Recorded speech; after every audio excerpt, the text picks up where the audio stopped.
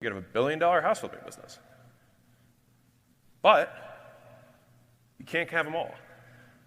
So you got to focus. You got to pick one. And the nice thing is, it doesn't really matter which one you pick. But you do need to pick one. The picking is the thing that grows it. The ability to say no is the thing that grows it, not the thing you pick. It's who you are as a consequence of the decision that changes the outcome, not the vehicle. Does that make sense?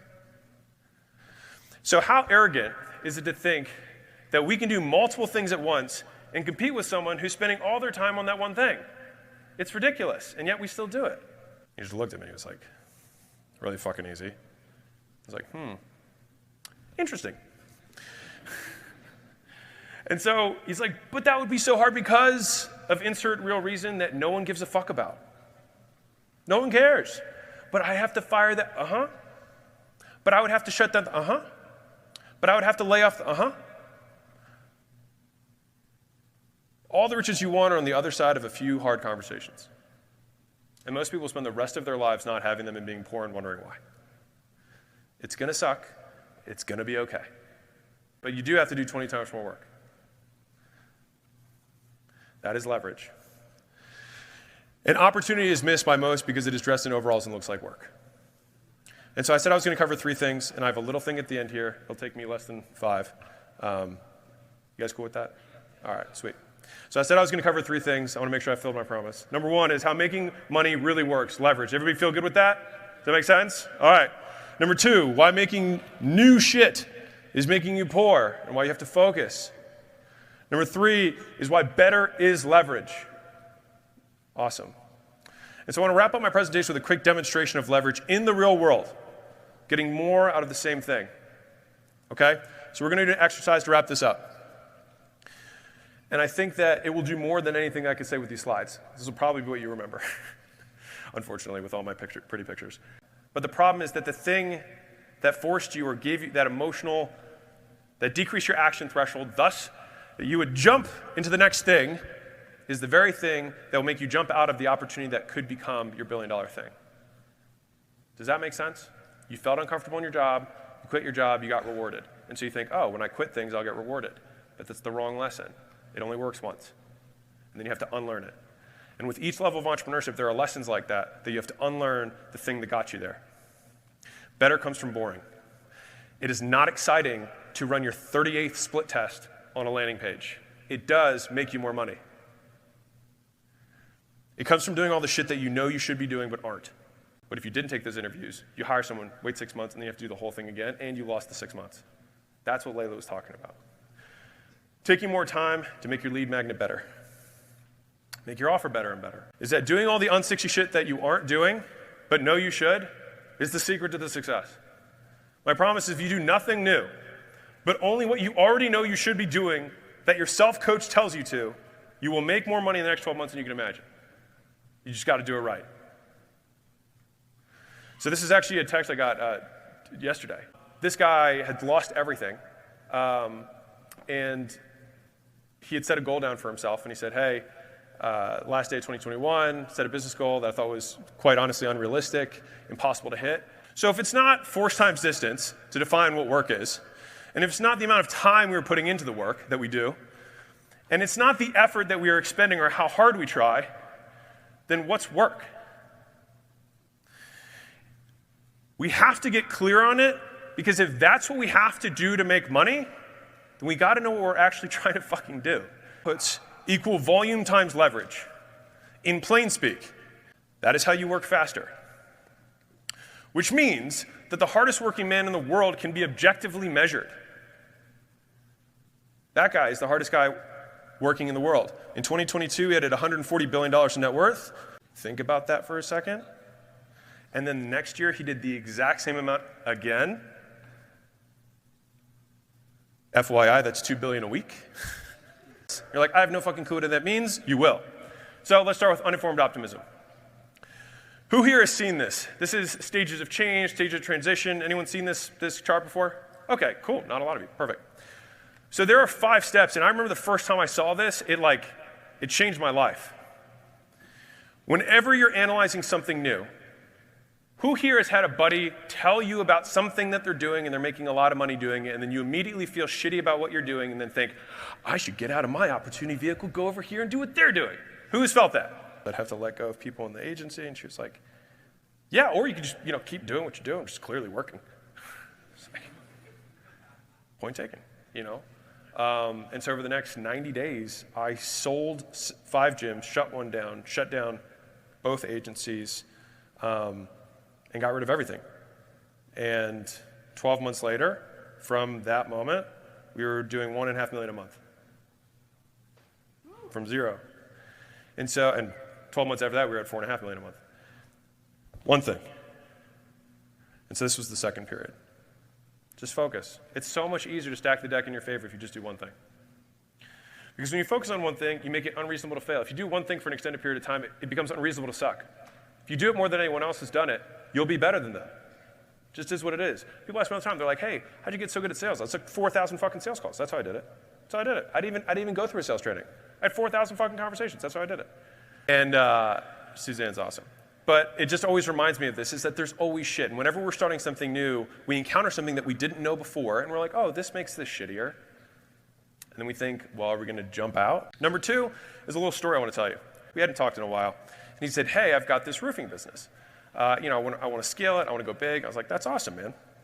And so he was telling me about the roofing business, and then all of a sudden he says, oh, yeah, I mean, we also do some general contracting work. Why don't you grow the roofing business? He's like, well, don't leave money on the table. Okay. And then this one's going to sink in for some of you guys. He's like, yeah, that's what I'm doing. It's like, well, we also kind of flip houses too. So we fix them and flip them. Who's heard people say that on podcasts? Make Instagram posts about it, whatever. It actually drives me fucking bananas. And it drives me bananas because it teaches the wrong lesson. So, how can we claim that we work every day, and yet we can't even define the word? So how do you define work? The science definition is work equals force times distance. Problem with that is it's not very useful for knowledge workers. Most of us are not actually doing manual labor, not useful. The second way is that you can think about it in terms of inputs of time, right? Is that how hard you work? No one can outwork me. I work longer hours.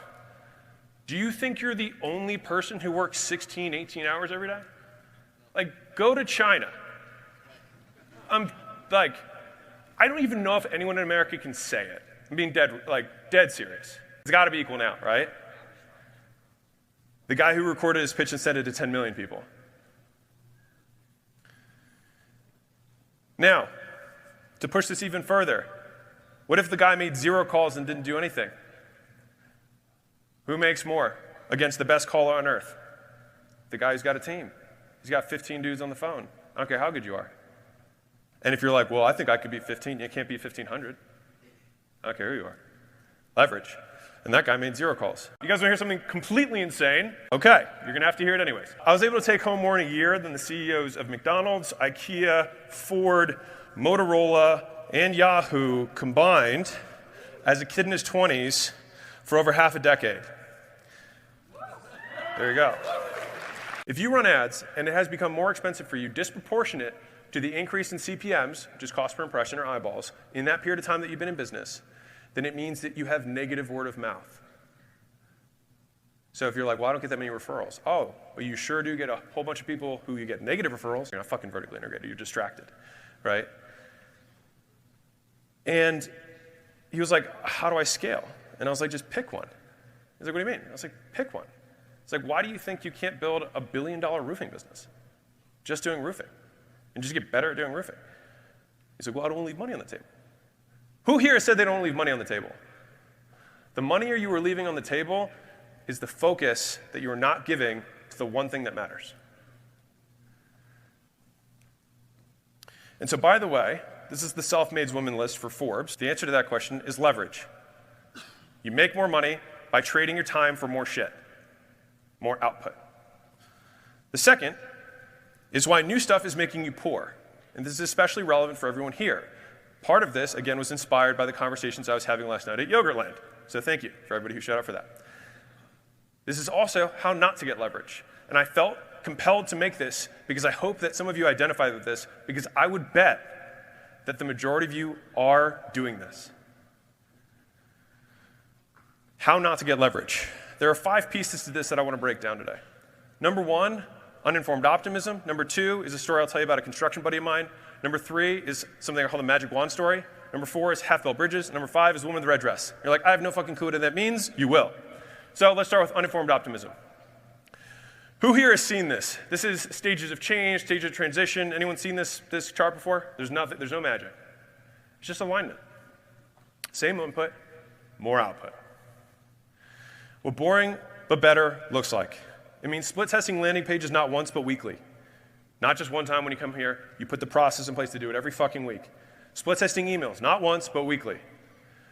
Making new ads in creative, not when you have to, but before you need them.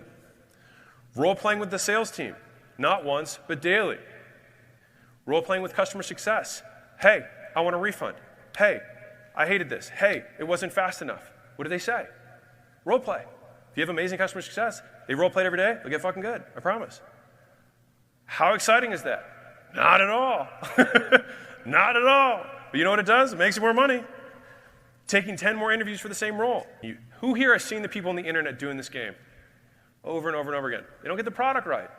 They put 2 pieces of bologna, sandwiches together with a bologna slice in the middle, and they call it a product, and then we have ham with 1 slice in the middle, and it's still shit.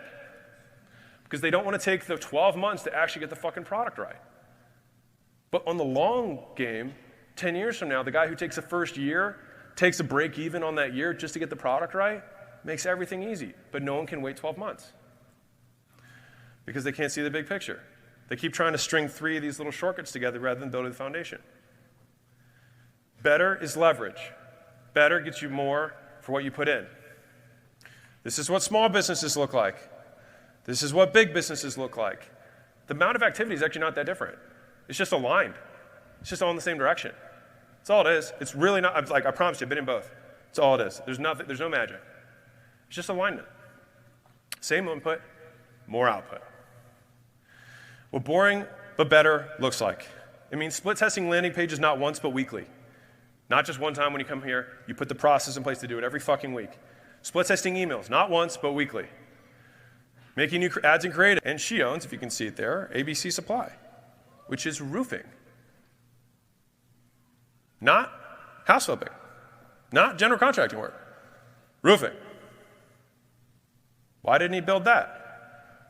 He's smarter than Diane Hendricks. For you right now, I'm going to focus on offers because it's an easy one I can do in front of everyone. All right, so I'm going to show you the leverage of a better offer.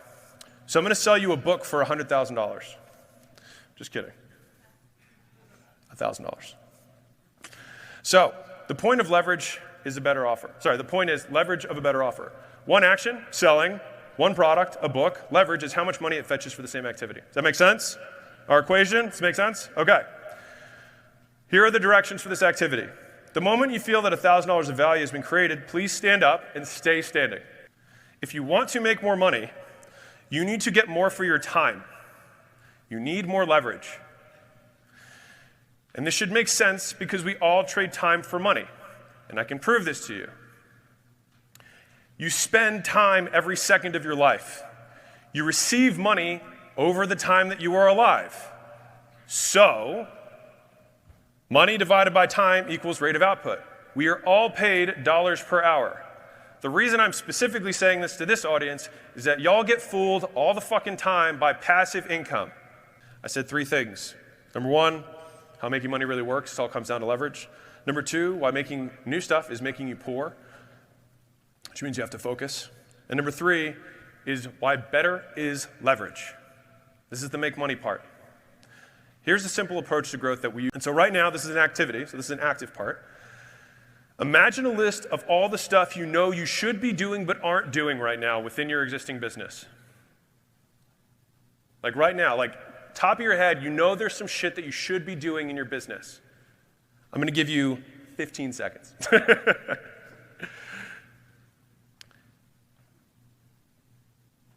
The reason that stuff is so important is because you already know what you need to do. And we come here to get rah-rahed, etc. But the shit is on your desk at home. That is the work that must be done. It needs doing. And most of us know what to do, and we don't want to confront it because we want to do something more stimulating and exciting that makes us feel alive, and your business doesn't give a fuck. Better is boring, and better gets you more for what you put in. Better is leverage. Now, imagine who here has a few businesses. It'd be really fucking hard to make that list, wouldn't it?